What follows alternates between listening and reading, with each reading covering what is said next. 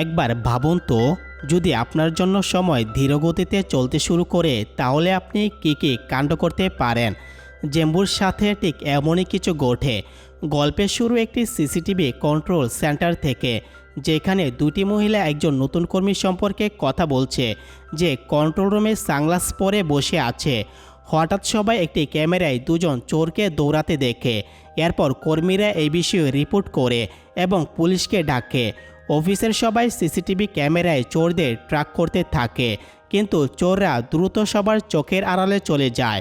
যখন চোরেদের কোনো সন্ধান পাওয়া যায় না এবং সবাই হতাশ হয়ে পড়ে, তখন সেই সানগ্লাস পরা নতুন কর্মী একটি ক্লিপ দেখায়, যেখানে দেখা যায় চোররা গলিতে লুকিয়ে আছে, যার সাহায্যে পুলিশ দ্রুত চোরদের ধরে ফেলে। ওই কর্মীর নাম ইও জ্যাংবো। তার চোখের একটি সমস্যা আছে, যার কারণে সে সব কিছু স্লো মোশনে দেখে। চোখের এই সমস্যার কারণে চোররা দ্রুত দৌড়ালেও সে তাকে লুকিয়ে থাকতে দেখে। এরপর গল্প শিফট হয় এবং আমরা দেখি জ্যাংবো একটি ক্লাসিক রেস্টুরেন্টে তার ছোটোবেলার বন্ধু মনসুংয়ের সাথে একটি দৌড় প্রতিযোগিতায় অংশ নেয়। এটাই ছিল সেই সময় যখন প্রথমবার জ্যাংবো স্লো মোশনে দেখতে শুরু করে। যখন তার বাবা মা এই ব্যাপারটি জানতে পারেন, তারা তাকে ডাক্তার ইয়েংয়ের কাছে নিয়ে যান, যিনি তার চোখের পরীক্ষা করে বলেন যে তার একটি বিরল রোগ হয়েছে, যার নাম ডাইনামিক ভিজুয়াল ইকুইটি।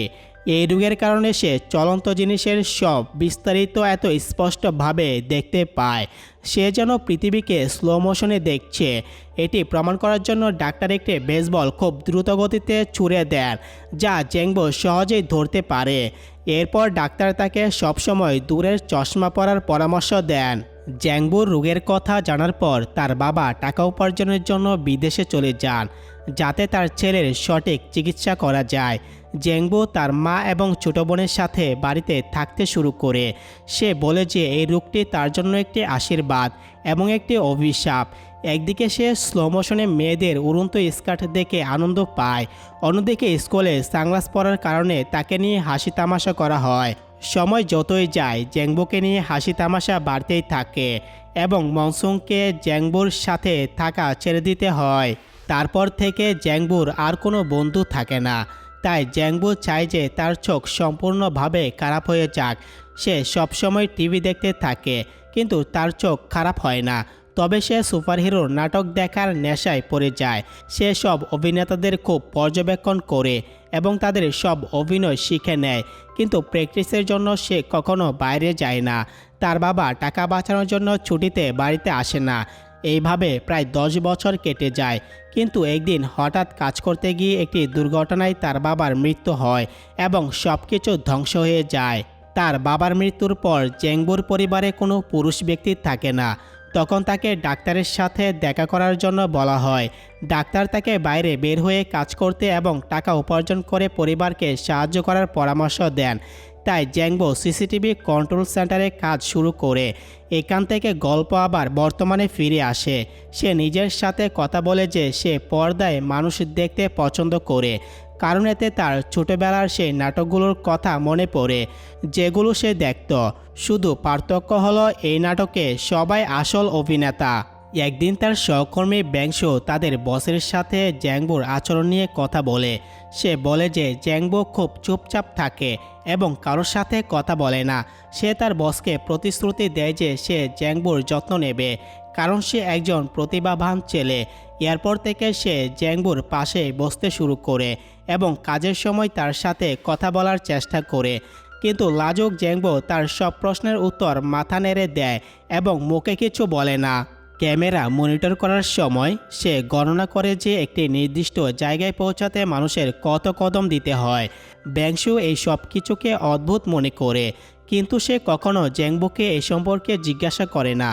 একদিন সে জ্যাংবোকে জিজ্ঞাসা করে যে তার কোনো গার্লফ্রেন্ড আছে কি না। এই প্রশ্ন শুনে জ্যাংবোর স্মৃতির কথা মনে পড়ে এবং পরের দিনও সে তার সাথে দেখা করার জন্য তার বাড়ি চলে যায়। স্বামী বড় হয়ে একজন সুন্দরী মহিলা হয়ে উঠেছে, কিন্তু তার আর্থিক সমস্যা রয়েছে। তার ঋণদাতা তার সাথে ঝগড়া করে এবং তাকে বলে যে সে তার বাড়ি বিক্রি করে ঋণ শোধ করুক। কিন্তু সামি কথা বলার সাহস পায় না। সেদিন থেকে জ্যাংবো প্রতিদিন সিসিটিভি ক্যামেরায় সামিকে দেখতে শুরু করে। সে তার দৈনন্দিন রুটিন মনে রাখে। সামি প্রতি রাতে একটি কফি শপে সোডা পান করে এবং জ্যাংবো তাই করতে শুরু করে। তারপর সে লক্ষ্য করে যে সামি রাস্তায় পড়ে থাকা একটি ভাঙা সোফার দিকে তাকায়। তাই পরের দিন সে সোফাটি টেনে কফি শপের সামনে রাখে যাতে সামি সেখানে বসতে পারে। রাতে সামির নজর সোফার উপর পড়ে, কিন্তু সে বেশি মনোযোগ দেয় না এবং সেখানে বসে যায়। পরের দিন বৃষ্টির কারণে সামি বাস স্টপে আটকে যায়। জ্যাংবো তাকে মনিটরে দেখে এবং তার সাহায্য করার জন্য ছুটে যায়। সে নাটকের নায়কের মতো তার মাথার উপর ছাতা ধরে তাকে বৃষ্টি থেকে বাঁচানোর চেষ্টা করে। সামি লজ্জা পেয়ে সেখান থেকে চলে যায়। এরপর জ্যাংবো এবং ব্যাংসো ডাক্তার ইয়ংয়ের কাছে যায় এবং জ্যাংবো তাকে সামিকে ইমপ্রেস করার উপায় জিজ্ঞাসা করে। পরের দিন সামিকে একটি মিউজিক্যাল ড্রামায় অডিশন দিতে যেতে হয়, কিন্তু সে দেরি করে ফেলে। তাই সে ম্যানেজারকে বলে যে সে কাল আসবে এবং রাস্তায় হাঁটতে হাঁটতে গান শুরু করে। তার সুন্দর গান শুনে আশেপাশের লোকেরা তার দিকে অবাক হয়ে তাকিয়ে থাকে। জ্যাংবো ফুলের তোড়া নিয়ে সেখানে পৌঁছে যায়। সামির গান শেষ হওয়ার পর সে তাকে ফুলের তোড়া দেয়, কিন্তু সামির এটি ভালো লাগে না। সে বলে যে এই ফুলের বদলে সে বিষের বাক্স পছন্দ করবে। এরপর জ্যাংবো তার নাম ধরে ডাকে এবং তার ছোটবেলার বন্ধু হিসাবে নিজেকে পরিচয় দেয়, কিন্তু সামি বলে যে তার নাম বামসুমি নয়, আসুমি। এইভাবে জ্যাংবো জানতে পারে যে সে এতদিন ভুল মেয়ের পিছনে ছুটছিল, কিন্তু এখন অনেক দেরি হয়ে গিয়েছে, কারণ সে এখন তার প্রেমে পড়ে গেছে। সেদিন সন্ধ্যায় তারা দুজন হঠাৎ একে অপরের সাথে ধাক্কা খায়, যেখানে সামি শপিং করে ফিরছিল।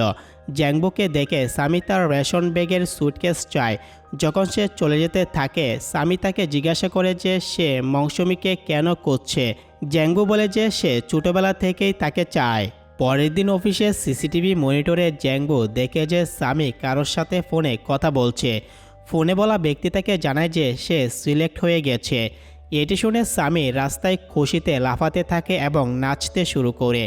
অন্য স্ক্রিনে জ্যাংবো দেখে যে সামি একটি ছোট রেস্টুরেন্টে উদযাপন করতে যায়। যখন সে দেখে যে জ্যাংবো বাইরে থেকে তাকিয়ে আছে, তখন সে তাকে ভেতরে ডাকে। তারা দুজন কথা বলে এবং সামি তাকে তার গানের স্ক্রিপ্ট দেখায় এবং তার লাইনগুলো পড়ে প্র্যাকটিস করে। জ্যাংবো তাকে অভিনন্দন জানায় এবং তার প্রতিভাও দেখায়। রেস্টুরেন্টে থাকা সবাই তার দিকে দ্রুতগতিতে চামচ ছুঁড়ে মারে এবং সে সহজেই তা ধরে ফেলে। পরের দিন জ্যাংবো সামির বাড়ির আশেপাশে ঘুরে ঘুরে তার পদক্ষেপ গণনা করে। ব্যাংসো মনিটরে তাকে এইভাবে করতে দেখে বোঝা যায় যে সে রাস্তাটি মনে রাখার চেষ্টা করছে।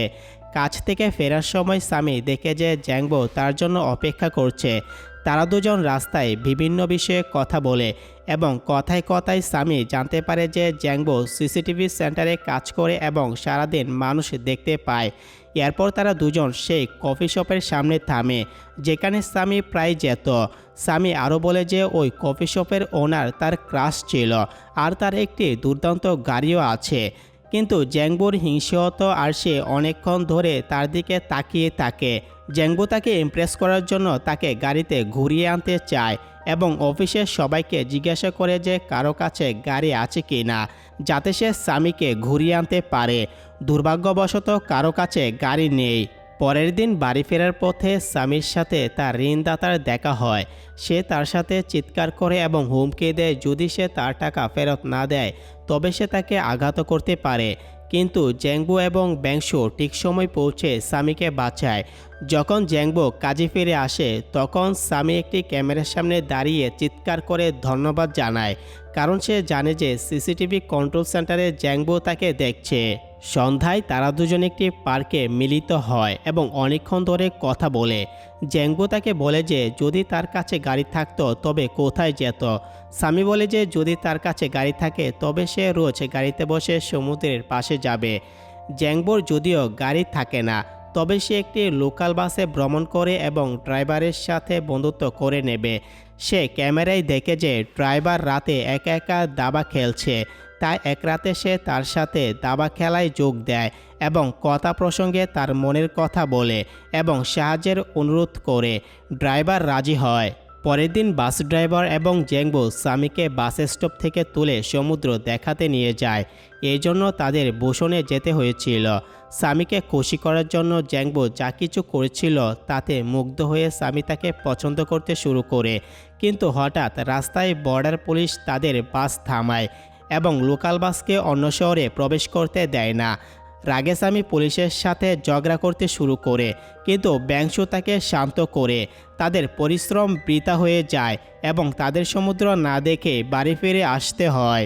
এরপরের দৃশ্যে দেখানো হয় যেখানে জেংবো সবাইকে বলে যে শহরের মহিলাদের তুলে নেওয়ার ঘটনা বাড়ছে এবং তাদের সবসময় সতর্ক থাকতে হবে।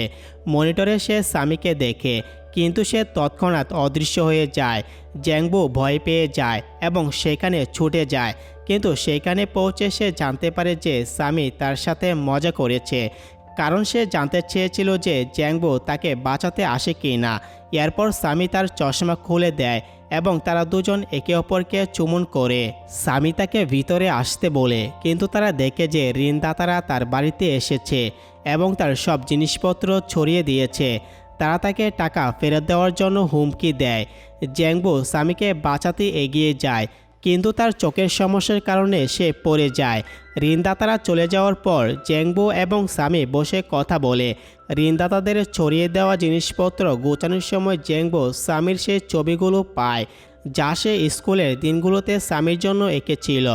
তখন সামি জেংবোকে বলে যে সে চায়নি যে জেংবো তাকে শুধুমাত্র ছোটবেলার রূপে চিনুক, তাই সে তার আসল পরিচয় লুকিয়ে রেখেছিল। এটি শুনে জেংবো নিশ্চুপ হয়ে যায় আর সামি হাসতে হাসতে সে ছবিগুলো দেখতে থাকে। পরের দিন জেংবো ডাক্তার ইয়াংয়ের কাছে যায় এবং বলে যে তার চোখ ঝাপসা হয়ে গেছে। ডাক্তার তাকে বলে যে তার রোগ এখন আরও বেড়ে গেছে, যার কারণে খুব শীঘ্রই তার চোখ সম্পূর্ণভাবে খারাপ হয়ে যাবে। জেংবো আগে থেকে জানতো যে সে শীঘ্রই অন্ধ হয়ে যাবে। এই কারণেই সে যেখানে যায় সেখানে পদক্ষেপ গণনা করে রাখে, যাতে সম্পূর্ণভাবে অন্ধ হয়ে যাওয়ার পরও তার কোনো সমস্যা না হয়। তার খারাপ হয়ে যাওয়া চোখ নিয়ে সে চিন্তিত ছিল। অন্যদিকে সামির তার ঋণের চিন্তা ছিল, তাই সে তার বাড়ি বিক্রি করে সব ঋণ শোধ করে দেয়, কিন্তু তার থাকার কোনো জায়গা ছিল না। জেংবো স্ক্রিনে সামিকে তার জিনিসপত্রের বাক্স নিয়ে একজন দোকানদারের সাথে কথা বলতে দেখে।